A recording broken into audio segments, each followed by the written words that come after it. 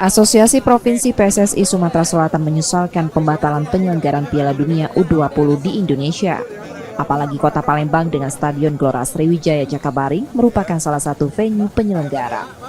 Asprof PSSI Sumsel mengakui persiapan yang sudah dilakukan sejak 3 tahun lalu kini berakhir sia-sia.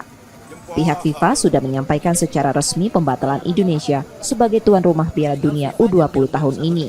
Meski demikian, Asprof PSSI Sumsel berharap Indonesia nantinya tidak menerima sanksi besar dari FIFA. Ya, kita berharap Indonesia tidak kena sanksi oleh FIFA. Kita berharap karena FIFA sudah melihat bahwa sepak bola Indonesia ini mempunyai potensi atau market yang besar begitu.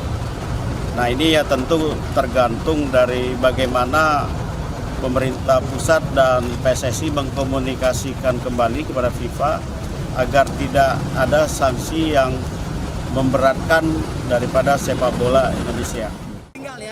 Batalnya penyelenggaraan Piala Dunia U20 di Indonesia tahun ini merupakan pukulan telak bagi persepak bola tanah air yang mulai kembali bergairah dalam beberapa tahun terakhir.